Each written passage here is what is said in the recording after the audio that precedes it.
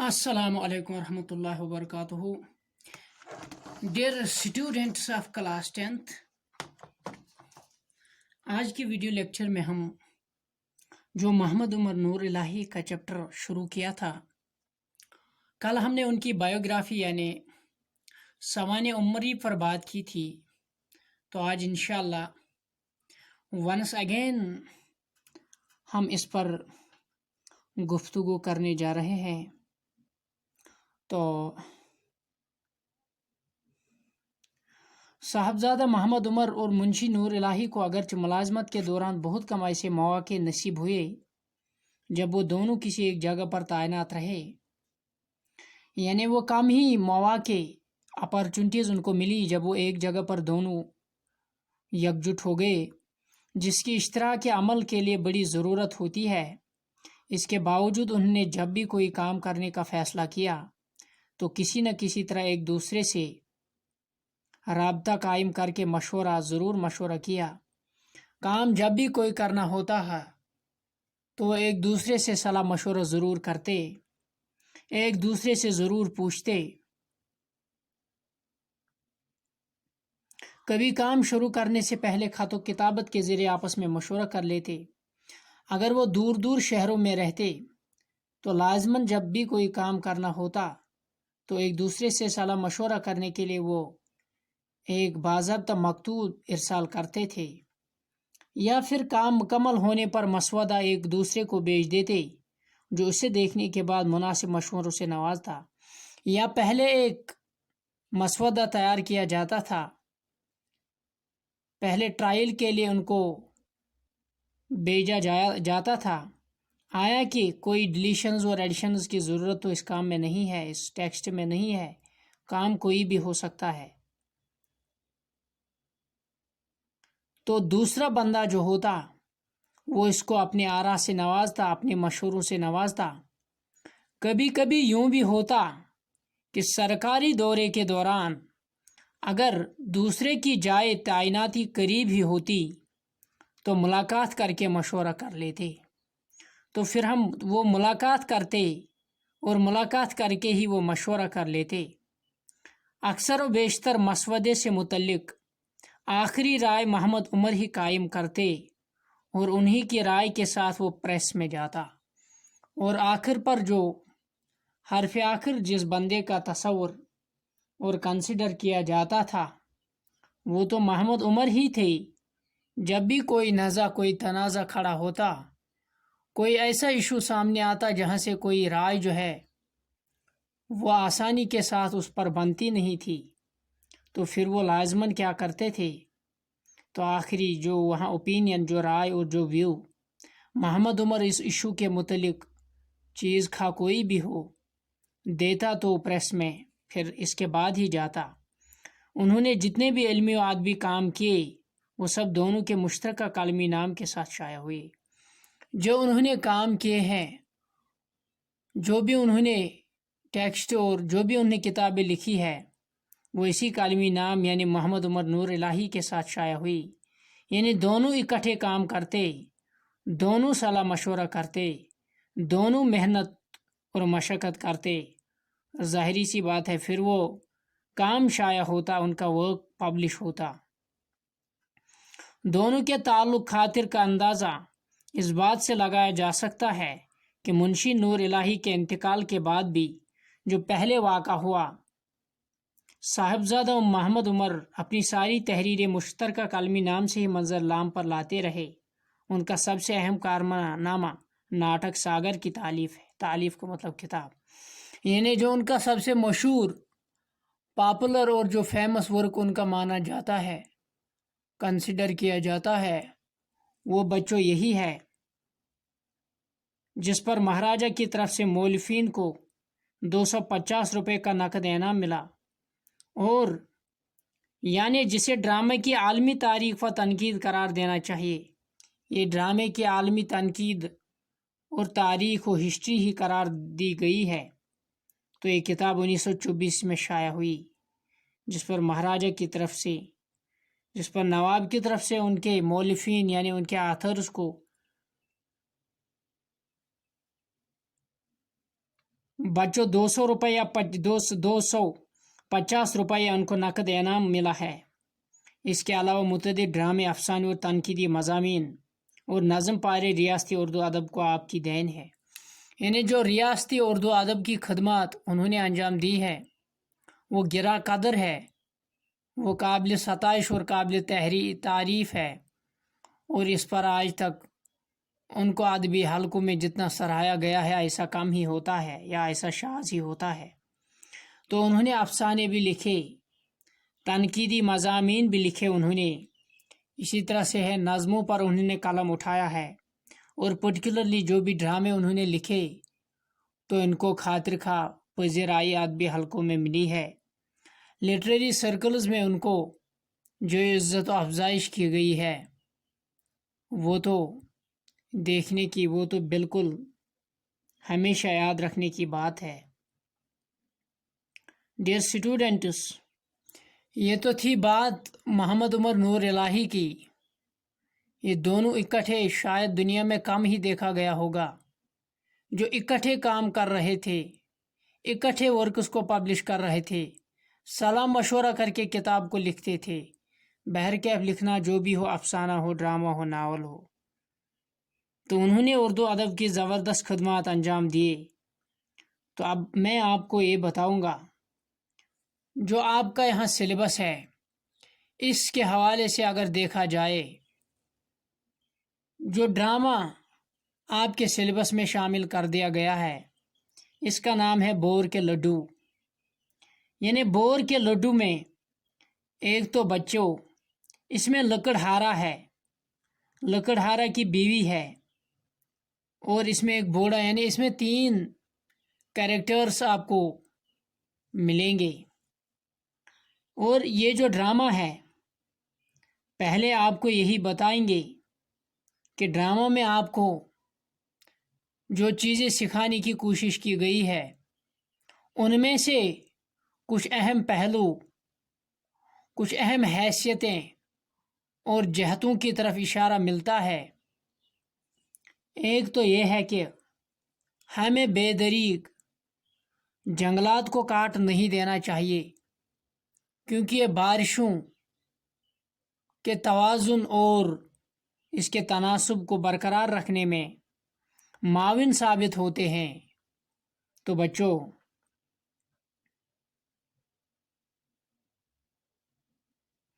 ये माविन जब साबित होते हैं तो हमें देखना यही है कि जब तक इस धरती पर ये पेड़ पौधे ना हों, एक तो इनका एस्थेटिक वैल्यू है, लेकिन अलावा अजी देखा जाए तो बात असल में यह है कि ये हमारी धरती और इंसानों की ज़िंदगी के लिए नागुज़ीर है, ये ज़रूरी है। अगर ये ना हो तो फिर इंसानों की ज़िंदगी भी यहाँ मुश्किल ही नज़र आएगी। तो इस तरह से इंसान और ये तो लाज़िम मलज़ूम है। अलावा इसी जो बात यहाँ आपको बावर कराने की कोशिश की जाएगी, बच्चों बोर के लड्डू से आपको ये इम्पॉर्टेंट सबक मिलेगा।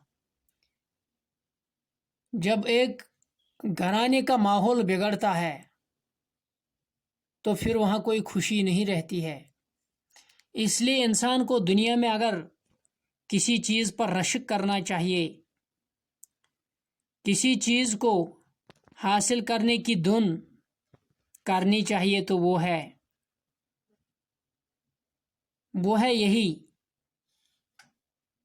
खुशी की दौलत, इम्बसात व फरहत की दौलत, मसरत। अगर इंसान को मसरत नहीं है, खुशी नहीं है, तो फिर शायद इंसान के पास कुछ भी नहीं है।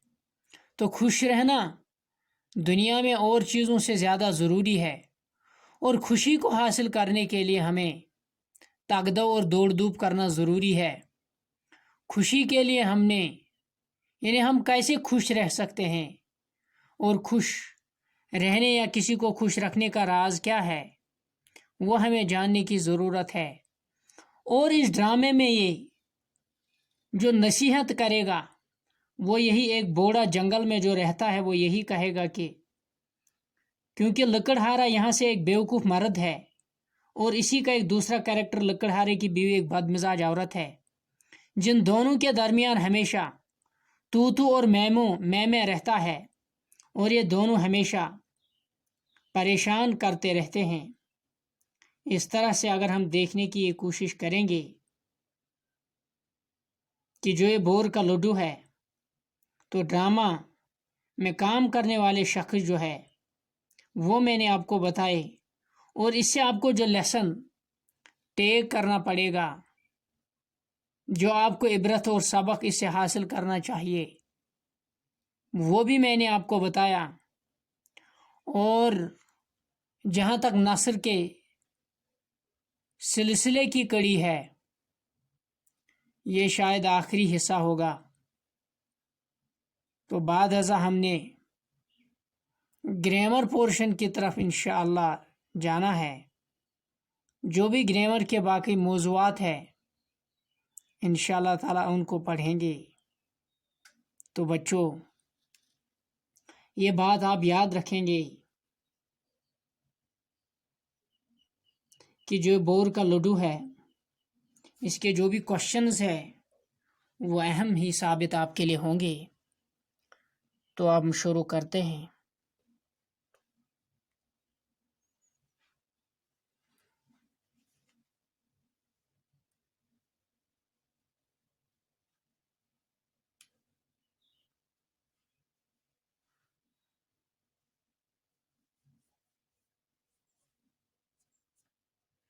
اب یہاں سے آپ دیکھ سکتے ہیں کہ بور کے لڈو اس کا عنوان ہے، تو یہ 1 نمبر کا کوشچن آپ کو ملتا ہی ہے۔ بور کے لڈو کے لکھاری کا یا مصنف کا نام بتائیے۔ محمد عمر نور الہی، یا وہاں لکھا جائے گا محمد عمر نور الہی کا کون سا سبق آپ کے سلیبس میں شامل ہے، آپشنز میں دیا گیا ہوگا، یا ایسے ہی پوچھا جائے گا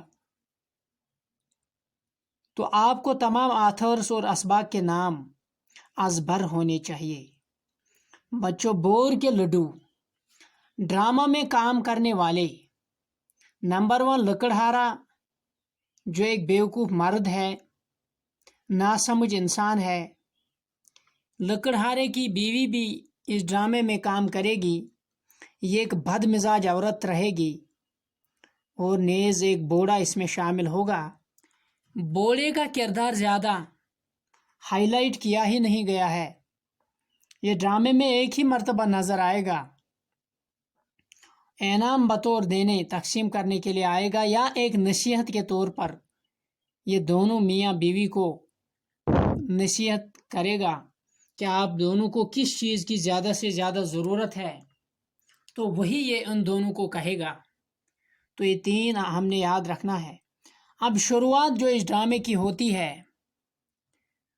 ڈرامے لکڑہارے کی جھونپڑی، زمین پر چٹائی بچھی ہے، ایک طرف چارپائی پڑی ہے، یعنی جو لکڑہارا ہے اس کی جھونپڑی کہیں دکھ رہی ہے،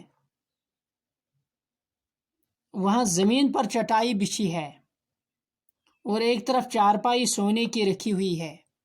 چارپائی یعنی وہ جس کی 4 ٹانگیں ہوں، کونے میں مٹی کی ہنڈیاں اوپر نیچے رکھی ہیں، اور مٹی کے برتن جو ہے وہ کونے میں پڑے ہوئے ہیں۔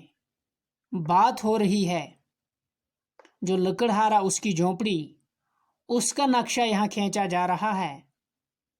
لکڑہارے کی بیوی جھاڑو دے رہی ہے، جو لکڑہارا ہے اس کی بیوی جھاڑو دے رہی ہے، وہ صفائی میں مہو مگن ہے۔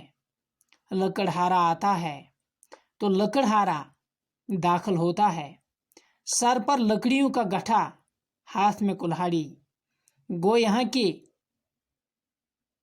اس منظر کشی، اس لکڑہارے کی جھونپڑی کی منظر کشی پہلے لائنوں میں بہترین ڈھنگ سے کی جا رہی ہے کہ مکان یہ جھونپڑا کیسا ہے، شکل کس طرح کھینچی گئی۔ یہاں پکچر کہ زمین پر اس وقت چٹائی بچھی ہے، وہاں سے ایک طرف چارپائی بھی موجود ہے، کونے میں مٹی کی ہنڈیاں بھی موجود ہے جو ایک کے بعد اوپر سے نیچے رکھی ہے، یعنی ایک کے بعد ایک رکھی ہے۔ تو اسی اسنا میں وہاں لکڑہارا بیچارہ کام سے تھک کر گھر آتا ہے تو اس کے ہاتھ میں ظاہری سی بات ہے لکڑہارا تو کلہاڑی ہی لے کر آئے گا، اور سر پر لکڑیوں کا ایک گٹھا لایا ہے۔ تو بچوں لکڑہارا اس میں فاعل بنے گا۔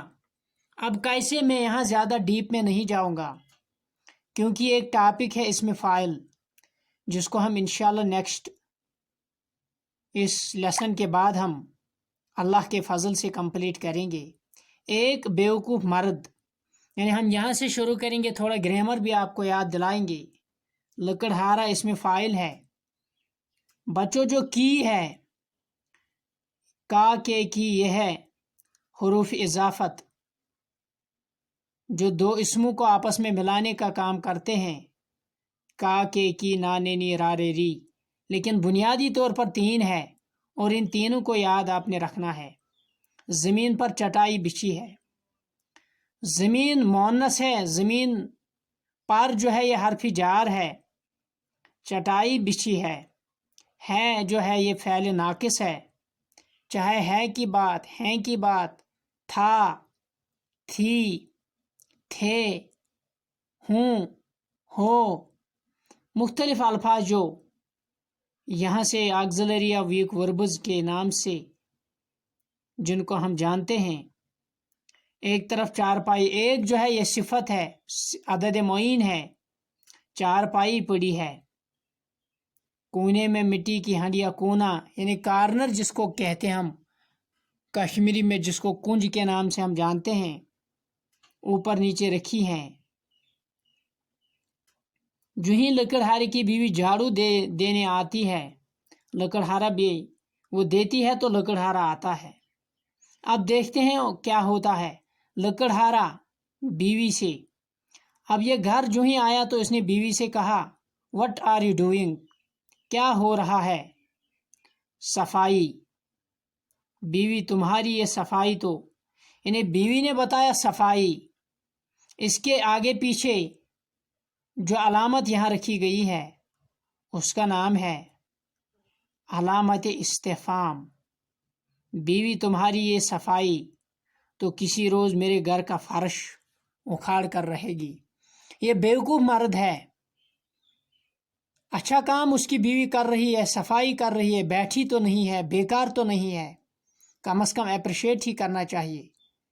لیکن یہ بیوقوف کہہ رہا ہے یہ آپ کا کام بار بار کرنا شاید یہ فرش بھی اکھاڑے گی، یعنی آپ مکان کو ہی گرا دو گے کبھی، اس کے علاوہ شاید آپ کے پاس کوئی کام بچا ہی نہیں ہے۔ جب بھی آتا ہوں بس یہی صفائی کا کام ہوتا رہتا ہے۔ جب آپ یہ ڈرامہ پڑھو گے بچوں، read between the lines, read thoroughly, read line by line, even word by word, and if any question will be asked in the examination from the text, then you will answer easily. Things are not difficult but need to remember, need to repeat time and over again in order to keep it in your permanent memory. So بچوں مہربانی کر کے محنت سے کام لیجیے گا، اللہ تعالیٰ ضرور آپ کو کامیابی سے نوازے گا۔ بیوی تمہاری یہ صفائی تو کسی روز میرے گھر کا فرش اکھاڑ کر رہے گی۔ بچوں یہاں لفظ گھر آیا، یہ اس میں ظرف ہے، اور اس میں ظرف میں ظرف مکان ہے۔ گھر، ہوٹل، مکان، پارک، کسی کا بھی نام، جگہ کا نام آ جائے گا تو اس میں ظرف ہے۔ فرش کی ضد ہے عرش، تو روز کی ضد ہے شب، یہ فارسی ورڈ ہے۔ یہ، وہ، اس، ان، ان، یہ اس میں اشارہ ہے، ڈیمانسٹریٹو پروناؤن ہے جس کی طرف اشارہ کیا جاتا ہے، وہ مشار الیہ کہلاتا ہے۔ تو بچوں آج میں نے آپ کو بتایا ڈرامہ کس کے بارے میں ہے، تو کل سے باضابطہ یہ شروع ہوگا۔ حالانکہ شروع تو ہم نے کیا ہے لیکن پھر بھی کل کے ویڈیو لیکچر سے باضابطہ اسی پر کچھ دنوں تک کام کریں گے اور اس چیپٹر کو کلوز کریں گے انشاءاللہ. تو السلام علیکم.